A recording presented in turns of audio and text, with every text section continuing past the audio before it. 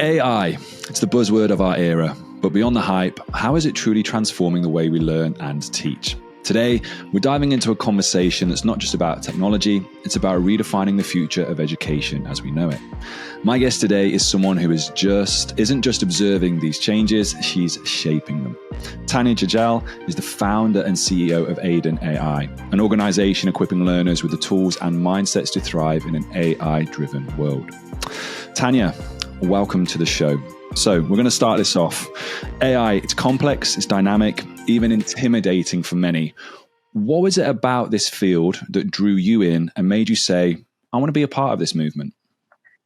You know, it's interesting. My story with AI, and a lot of people don't necessarily believe this when I tell them right away, but it's very much true. My journey began when I was a student in university in Boston.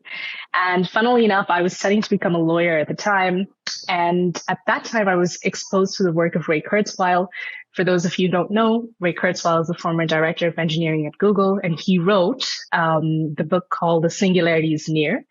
And he introduced me to the concept of artificial intelligence, shaped also by a high school teacher and mentor of mine who shaped a lot of the way that I thought about these things. But it really settled in when I was 18. So that was about 12 years ago.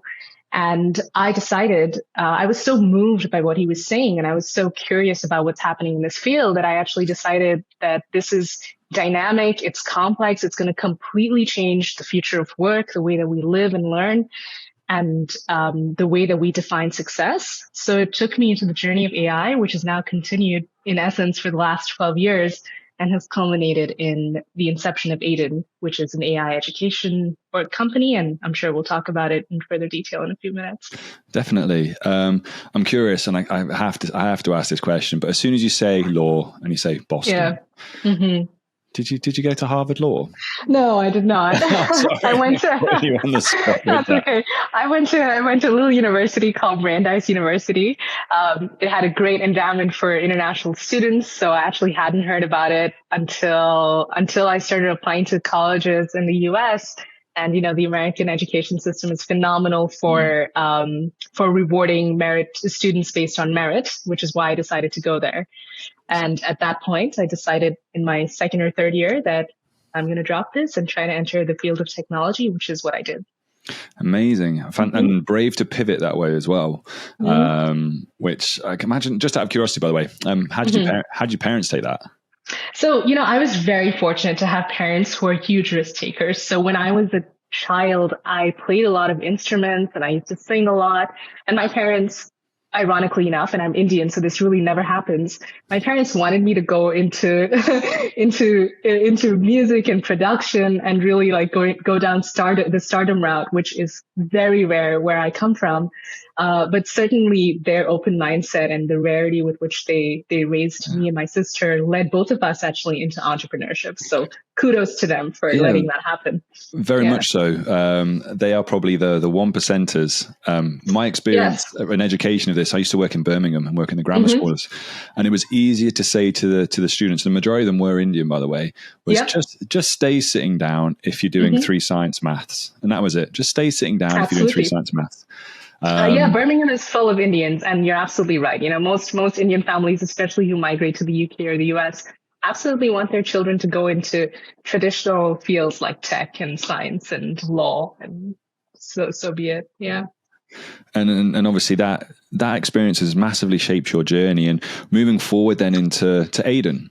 And what we want to really talk about today, and doing a bit of research into it and the mission behind it. What we've got here is it says, rethinking how and what we learn to empower students and educators to thrive in the age of AI, shaping the future with confidence, creativity, and purpose.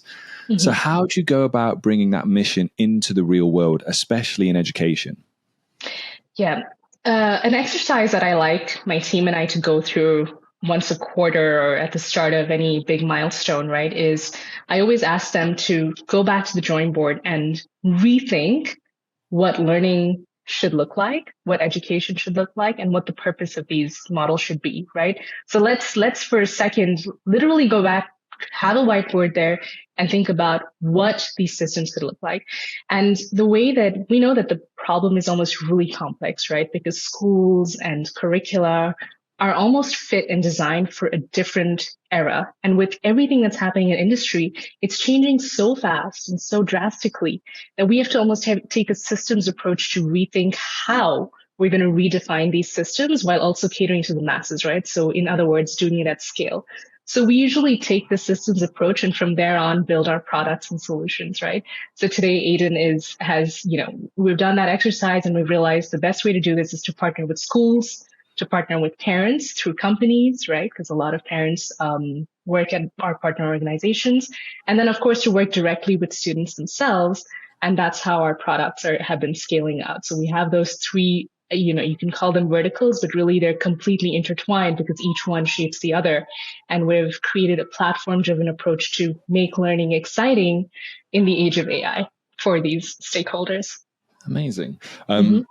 Asking about the name, is it AIDEN or is it AIDEN? As in, like, because I see it in terms of, I'm always curious about how companies generate these names and how they come up with it. Like, what's the backstory behind the name?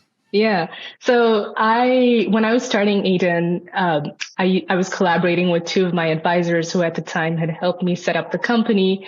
And one of them had said, why don't I think he was using GPT at the time to generate a few ideas. And he said, why don't we call it AI Den, as in a place where people come together and talk about AI. And he said, but instead of calling it AI Den, we'll call it AIDEN.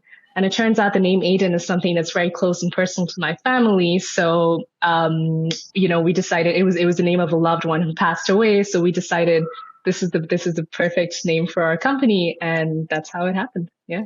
Fantastic story. Mm-hmm. Yeah. I see it as like the den, as in like when you were a kid and you used to go make dens and play in forts and things like that. Exactly. Amazing. You got it.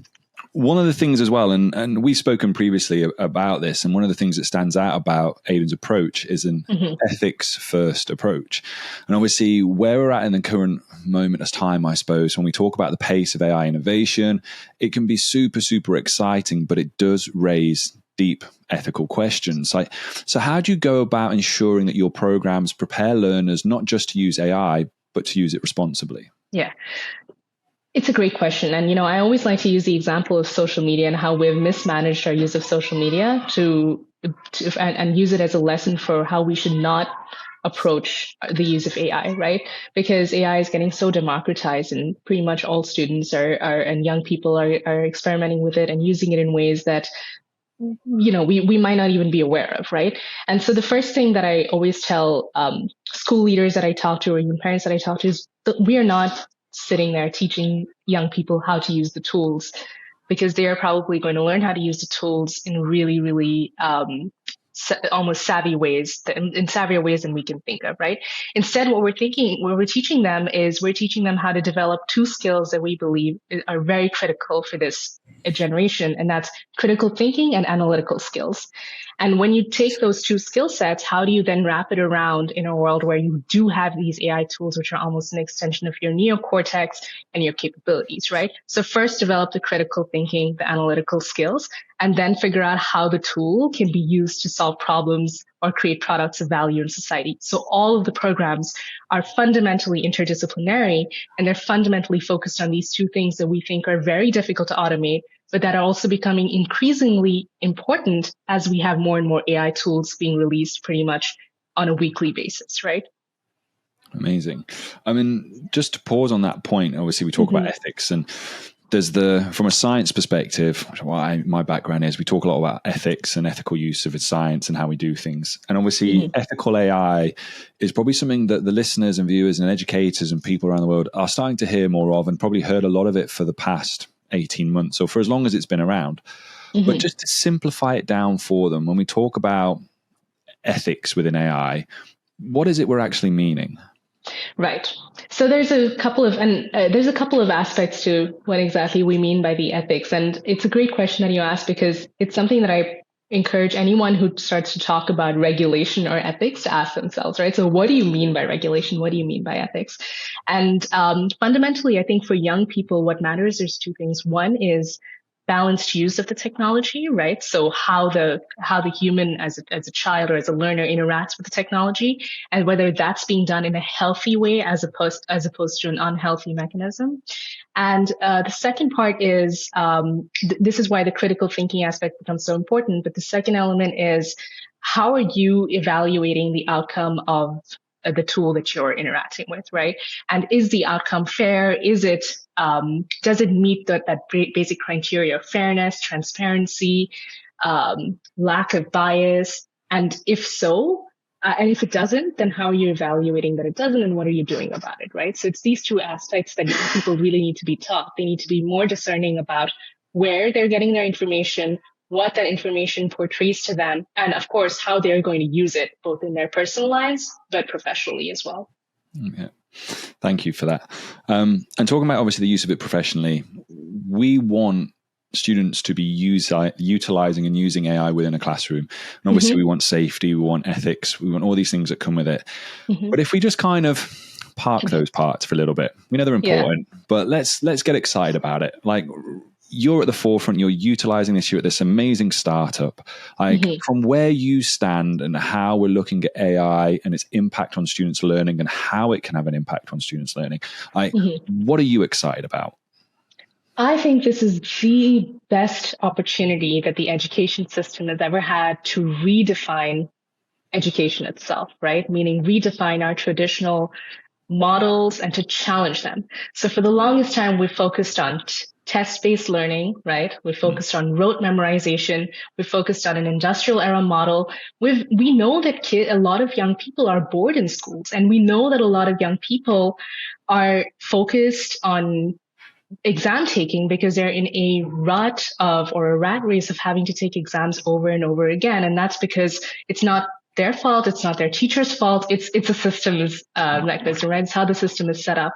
So to me, this is such an incredible opportunity for us to really just challenge the whole notion of rote memorization and test taking and say, what is the purpose of an educational system? If the purpose is to create individuals who can add value to society, right, or who can create products of value in society, then how are we encouraging them to do that, right? Whether that's creative products or products in the space of engineering, or if they're solving, core problems to make sure that the planet functions in a healthy way, whatever it may be, it's such a great opportunity for us to make learning purpose-driven and also to make it exciting, right? Let's bring that that excitement back into the classroom so that students are not just staring at textbooks, they're not just focused on tests, they're actually feeling intrinsically motivated to do something.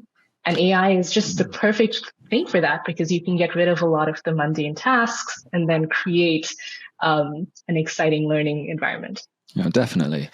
And I'm going to bring these other factors back into it, because obviously what we're mentioning there is intent. And I think that's a real key thing. And if you are going to use it, I think the phrase we've got here is that, with great power, and my little Spider-Man quote thrown in there, and there are concerns that teachers still have, from plagiarism to, the biases that we talked about, ethical challenges.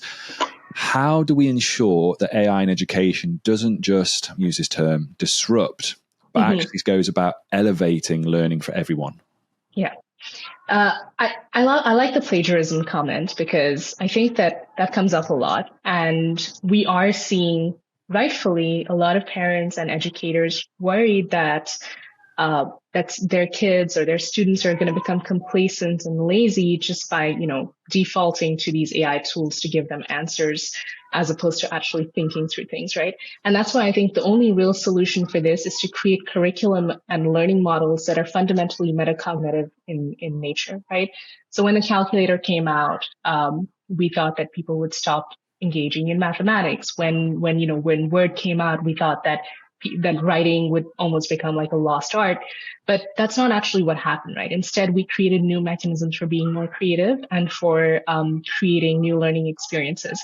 But I think the only way that's going to happen is if we have a look at all of the curricula in the world, the English national curriculum, IB, AP, whatever it is that's being taught in schools, and say, how are we creating an experience that is fundamentally rooted in metacognition, meaning getting students to think about the way that they're thinking and the way that they're learning. Because if that is the focus, then it doesn't matter whether they're using AI or social media or whatever it is to get their information. They're almost forced and encouraged to be in an environment where they have to explain their thinking and justify their, the process through which they reach a particular outcome. Amazing. I want to talk a little bit then about AIDEN as itself, because obviously we mentioned it's an AI, got this platform, and I don't know what to say to people. It's like, are they platforms? Is it web-based? Is it an app? Is it like, if you are, let's say you're going to be trapped in an elevator with some parents, not teachers, Let's not say students. parents. So let's go with the parents because they need this a little bit more as well. But like, what's your elevator pitch to parents? 60 seconds wise, what would you tell them about AIDEN and its purpose and what you want to be doing with it? Yeah, absolutely. The first thing I'd say is I would ask them, how confident do you feel about your child's future? If you're feeling concerned, then we're here to help you solve that, right? We're here working with schools to empower schools to make sure that they're teaching industry relevant content to your child. We're here to make sure that any child who's looking for a supplementary curriculum or program to develop their entrepreneurship skills and AI skills in the current era have an opportunity to do so. And we're here to make sure that all of the students, all of the kids who are excited about learning and excited about creating an exciting future for themselves and for humanity have access to real world experiences through our micro internships and our industry partnerships. So the main thing I'd say is don't worry, we've got you. If you're worried about your child's future, we're here, and we know that it doesn't just take one stakeholder. We need to work with schools, companies, and with you. Amazing. And that wasn't pre-rehearsed or anything at all. No, it wasn't actually. You took me by surprise, but but it's good in terms of to have that value, as it were, because the next part really is about what does that look like? Because we see numerous different platforms, and the snake oil. We've all seen this, people that have jumped on this and really kind of pitching it into the EdTech space, and really hasn't had an impact, really isn't having, the disruptive part that we were all told so much about. Yeah. How do you go about, from AIDEN's perspective, how do you bring that then into the classroom with students, with teachers? Or is it something that actually it's like, we want to take you out of the classroom? How does it work? What is it that you do? Yeah, there's two things. And the first thing that I'm going to focus on might be interesting for listeners of this particular podcast. We realized early on that the only way we're going to make an impact and reach more students at scale is if we work with teachers. So currently we have a handful of teachers at our partner schools who are beta testing our platform. And really what the platform is we've taken K-12 curricula across the English national curriculum right now. And we've essentially integrated for any subject and any level, key stage 1, 2, 3, whatever it is, to include literally an AI integrated curricula. So let's say you're an English teacher and you're looking to teach storytelling to your key stage 2 students, right? You can log onto our platform. We've got all the prompts, the activities, but most importantly, we've got the metacognitive element in there. So we've basically created a structure for how the teacher can drive that in the classroom.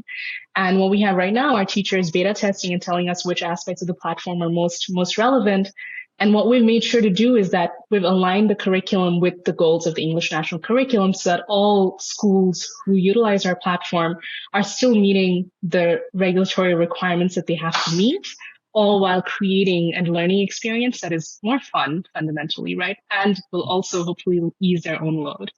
The other thing we're doing with students directly is, of course, we've been running our programs with students because, we're basically, as a startup, we have the great luxury of testing what is the best way of reaching maximum number of students, whether it's through partnering with schools or running our own programs. Our programs have been a great success, and we've been partnering with organizations to do them co-branded with those companies to reach more students as well. So which one will be most successful is to be determined, but I'm super excited to see how it pans out because it may as well be that it's both of them, right? Yeah, definitely. And it kind of brings us nicely into thinking about the future and looking ahead really to 2025, because a year now in technology is massive amounts of things can happen. We've just seen over the past couple of weeks, haven't we, all these new launches, these new things that are coming out on numerous different platforms. Exactly. So who knows what 2025 is going to hold for it. But if we do kind of try and shake that magic crystal ball a little bit and think about the certain trends that are going to shape the future in education, what do you recommend that schools and institutions can do to stay ahead of the curve? Yeah. First things first, the biggest constraint that schools currently have is time, right? So teachers are very, very busy, naturally, understandably, and there's a lot happening in industry. So the first thing any school leader can do or any school can take the initiative on is really, making AI literacy a natural part of teachers' professional development. And when I say that, I mean, it's more than just taking one generic course here and there. It's a mindset shift because teachers themselves have to develop the skills of adaptability specifically in relation to these tools. And I think having a little bit of patience, but also putting kind of a concentrated effort into making that happen and getting the right stakeholders and partner companies coming in to help enable that is extremely important. So it does require some external support. And I'm not just saying that because I'm running an AI company. I'm saying it because I've spent so much time over the last 6 months with schools, and I can see the constraints, and I can see that 90% of this teacher population still needs the right kind of support to make this mindset shift. And it's so difficult even in industry. So of course it's going to be difficult even for schools, right? Yeah, it's definitely. inevitable. I mean, I can speak from my experience there, and even recently at the T4 Global Education Summit, and I ran a few sessions there on AI for leaders, educators from all around the world. And in our bubble, I could say, hey, if you use Gemini or if you use Claude, I could say Google Notebook LM, and I could even say like the Google AI Studio. And in our bubble that we're in, like most people go, oh yeah. And we often have these conversations about what platform would you use for this? Now you put that in front of teachers or educators generally, and I'm showing them Perplexity, and they're like, no, never heard of it. I'm like, exactly. Oh, okay. So are you using ChatGPT or Claude? And they're like, Claude? It's like, oh, have you only ever heard of Chat? Yeah, I've only ever heard. And so there's this kind of misconception that teachers, and it's like, and no, they don't. And for me, this is the one that grates me. And again, in no disrespect at all, but it's the consultants or the companies that are going, your students are using this, your students are, and I'll tell you now, for someone who works in a classroom day in, day out, it's like these kids may know of it and they may have an account set up, but they have no idea how to use it well. They don't, exactly. Yeah. Interestingly, study just came out by Ernst & Young and Teach AI, and the study showed that most kids, most young people, Gen Z, are essentially still using it. They're using the tools for a variety of things, probably fun things, right? And probably recreationally, but they're not using it in a way, again, to create products of value, to make learning fun. They don't even know how to prompt engineer. Most of them are putting IDK instead of I don't know. So they're almost chatting with it like they would on Snapchat or TikTok to a friend or whatever it is.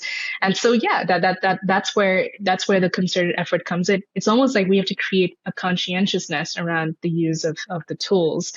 And that's only going to happen if we respect it, bring it into the classroom, and do it almost carefully, right? Rather than just dump it on schools as, oh, this is important and you should all do it.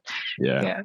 Definitely. You often hear a lot of people like talk about the FOMO of it, just utilize it, use it. And it's like, no, we're very That's lucky. Not going to work. No, we're very lucky within the UAE because obviously we've got Vision 2031 and we've got the Centenary Project, haven't we? Is it 2070? I can't remember. 71, I think. That was the one 71, as well, that outlines a lot of talk about AI in industry, in cities, in healthcare, education as well. So we are fortunate that as a nation, we have some guidelines to some extent and ideas and ethical frameworks and all these different things, and we've seen the EU now kind of follow suit with that. So it does kind of reinforce the fact that, we need to be bringing these things in. We need to make students ready for that and be able to utilize it, but also work alongside it. And the challenge then for that is for educators. Like, how would you say we go about teaching these types of skills? And you've already mentioned some things like critical thinking and the creativity. But how do you see teachers taking then the AI component of that and working and almost blending it with traditional academic approaches? Yeah, this is where I think education around what the tool can do and how it's evolving is really important, right? Because teachers need to fundamentally understand that the pedagogy that they bring to the table and that they will use to create an outcome from the AI is unparalleled, right?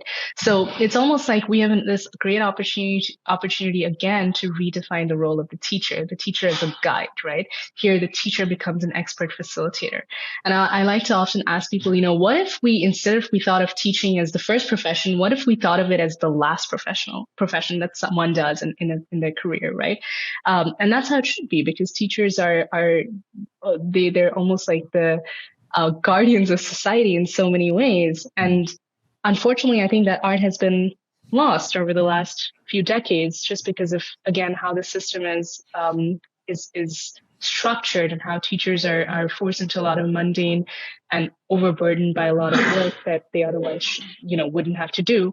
So I think this is, if teachers fundamentally redefine their role, and if schools enable and empower teachers to do that, then I think that mindset shift happens quite naturally. So there's no, knowledge that teachers bring to the table is not going anywhere. This is simply an opportunity for you to finally focus on your students in a way that you would not have been able to do prior to the development of this particular technology.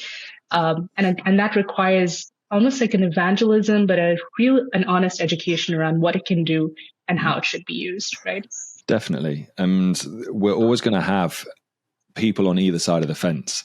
And we can say that even from professional development that has nothing to do with AI, getting teachers to try and do certain strategies, or teachers who are, no, I don't want to do that. We've always, from my experience in the last 20 years, I've always seen educators that will either, yeah, I will, or no, I won't type of thing. Exactly. On both sides of it. And that is because to some extent change is hard, and teachers are very much and can get very much stuck in their way. Like we hear this, I've always taught this way, I've always done it that way.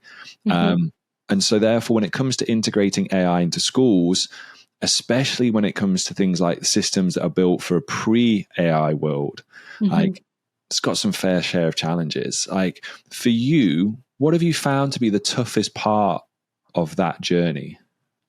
Yeah, the toughest part of that, and I just want to clarify, because we're talking about teachers, but I want to be totally clear for anyone who's listening that this is a problem that's repeated in most industries, right?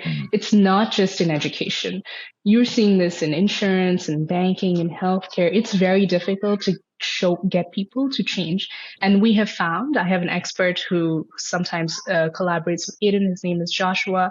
He has this thing where he shows someone, the magic of what AI can do for you in your life within 15 minutes. And he's truly an expert, and he'll show you something that immediately impacts you. So sometimes just showing people the way is the best thing to do.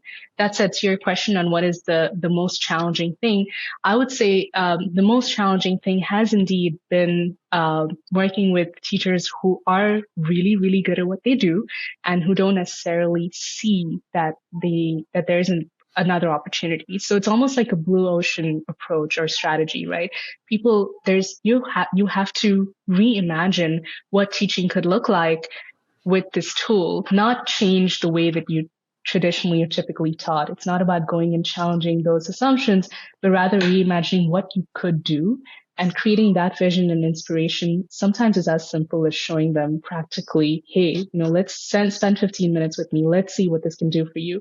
If you're not convinced, come back to me again in a few months. But here's what we have. Yeah. Here's an interesting take for you then. So talking about AI and learning. So obviously very much an educator there, and just listening to what you said, I was like, I've come across that term before, blue ocean.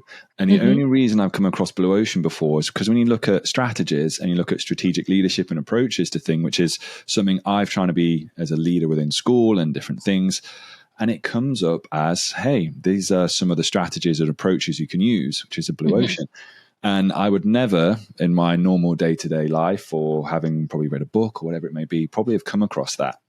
So I find it quite interesting that my learning from AI and how it's therefore impacting me in a day-to-day, it's like, there's someone who's mentioning it. I know what she's talking about because I've seen it in AI. I think it's going to be an interesting one. At the moment, how most people's stories in terms of 3 billion people consume their media through social media, like their news. And it's like most people start a story off with, hey, I saw on Instagram or I read on Facebook. And I give it maybe, I don't know, give it a couple of years. And it will be there. Hey, I read something on AI the other day. exactly. And that's probably going to how, because even does it at the moment, Perplexity will send me something through like a news report or something that's integrated into it. So my AI is pushing news and information towards me. Not that I've asked for it to do it. Interesting. Yeah.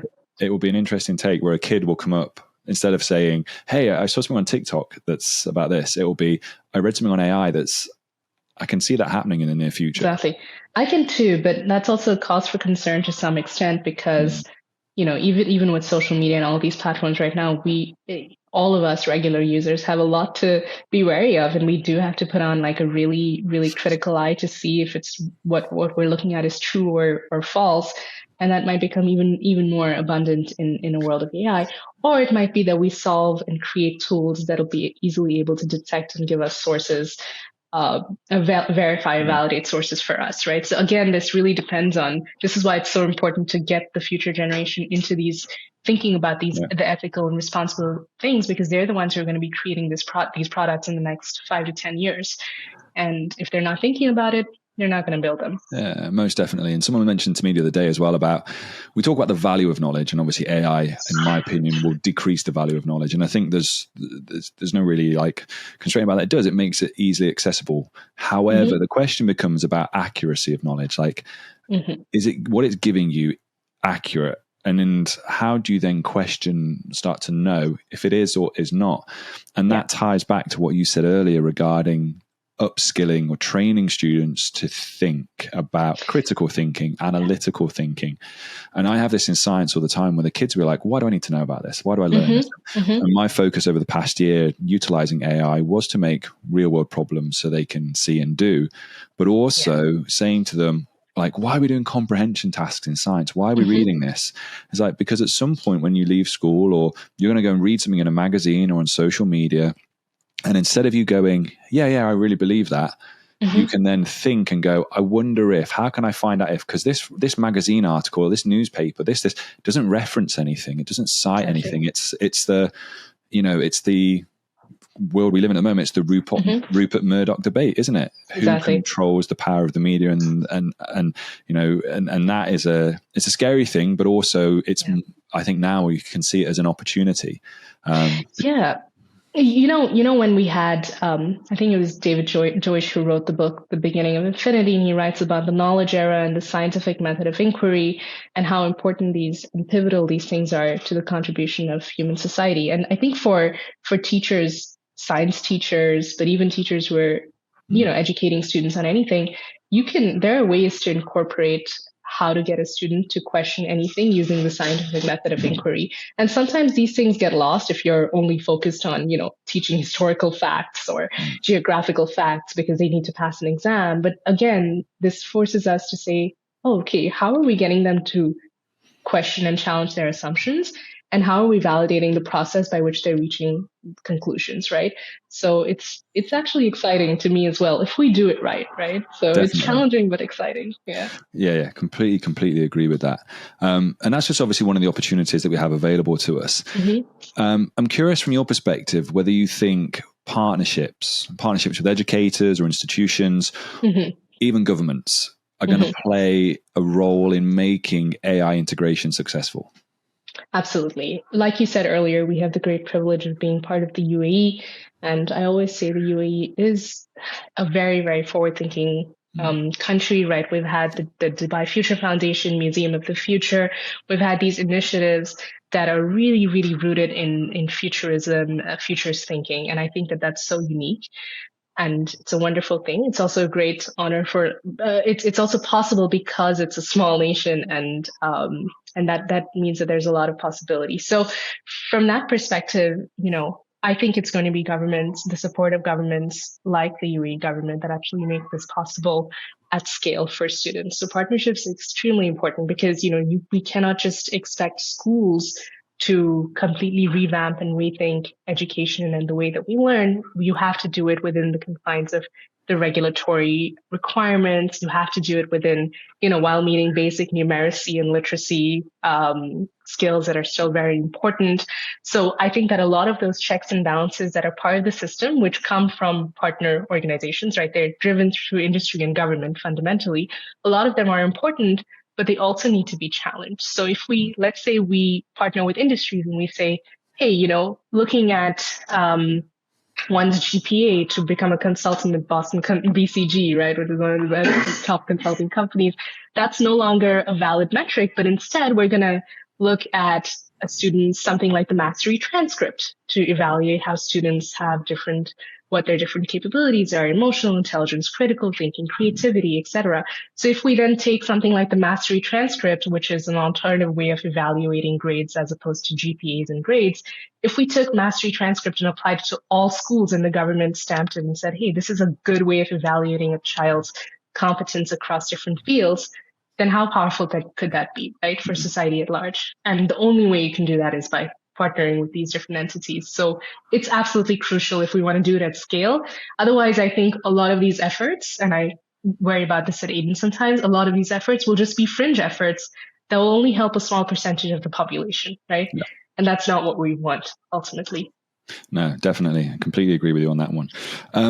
So as you start to draw this to an end, I've got just some remaining questions for you that listeners have put forward, and it's kind of a blended one from we're kind of using this term at the moment, edupreneurs, so educationalists that want to be entrepreneurial and do. There's a lot more out there. And one of the questions was, for someone who is looking to transition into the AI education field, where should they start? Start experimenting. So. No, really. I mean, one of the best things that I've seen even companies do who want to adopt AI, for example, and don't know anything about it, is they would literally hire a young person, a graduate, and this is a real story from a real company based in the UAE whom I had trained on AI. They hired a graduate to come in and experiment with AI tools. And today the company considers a lot of its processes to be AI first. So that person was literally given the leeway to experiment, to fail fast, to try, to be curious. So now that the field is evolving so fast that you absolutely just have to get hands-on and experiment and see what's happening. And second is really find a few experts, like in education, for example, follow Amanda Bickerstaff, Ethan Malik, Alex Gray, follow a few people, no, really, who have, or Ali Miller. Let's say these are the 4 people that I would recommend going in and following and seeing what they're doing, because they're educators. One of them is an AI expert, Ali Miller, and they're really driving this stuff forward. So for me, I keep up with a lot of the stuff that's happening in education by following their work. And of course, I make sure that my whole company is AI first. So everything we do is completely AI enabled, and it keeps us in that state of almost experimentation and curiosity and playfulness on a daily basis. Yeah, I think just to second that as well, like you can just go on, like if you went to my LinkedIn profile, just like who does Alex follow, or who, and then you just kind of go, right, I need to be that and that if I'm interested. But I would also recommend, and this was a piece of advice actually from Darren Coxon, who you would be following about AI, but he purposefully said, it's like, I also look to follow people who have completely opposing views. True. And I think in terms of avoiding the echo chamber that we mentioned earlier, that bubble, like actually that's a really good way to be, because the challenge is here, it's like you can go completely one way and be all AI. And then I'm talking here from an educator's perspective. But the reality is, and stealing the term from Fiona Aubrey-Smith, it's like we really need PedTech. Like we need pedagogy intertwined with the technology. And so from an educator's perspective, you still want to go off and follow, the people who are talking about evidence-informed research in education and doing these things. And so then you can go, right, now I can intertwine, I can see how to effectively use this. And so when someone asks me or talks to me about it, I can go, hey, why are you using that technology? Why are you using that tool? It's so that students can. And that for me is a really big thing.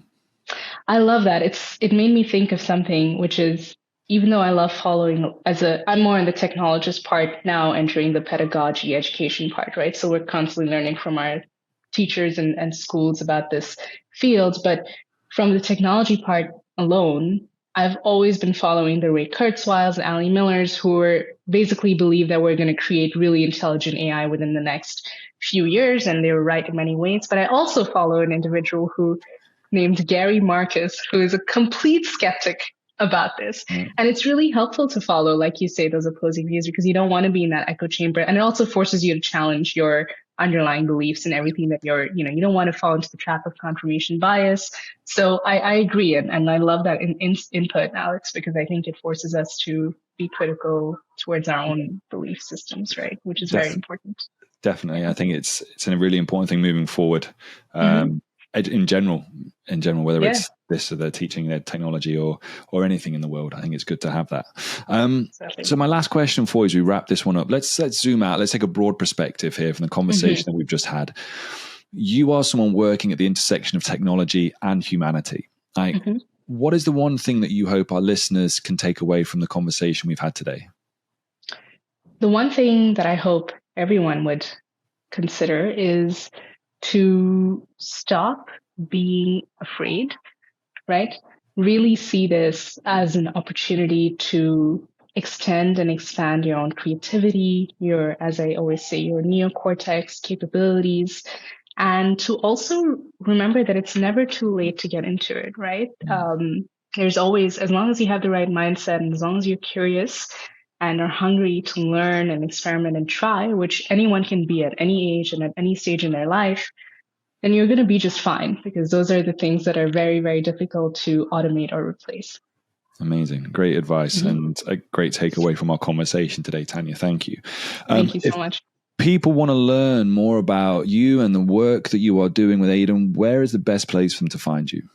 There are a few channels. So I use LinkedIn. So you can find me, Tannya, Tannyajal, Jajal.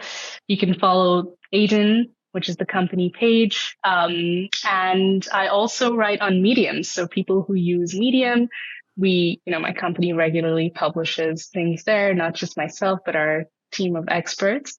And we're always exploring this latent space of AI and education for anyone who's interested in it. Amazing. Highly recommend that you go and check those out. But for now, thank you ever so much for coming and speaking with us on the International Classroom podcast today. And very, very excited to see what yourself and what AIDEN will be doing in 2025. Thank you so much, Alex. It's been a real pleasure.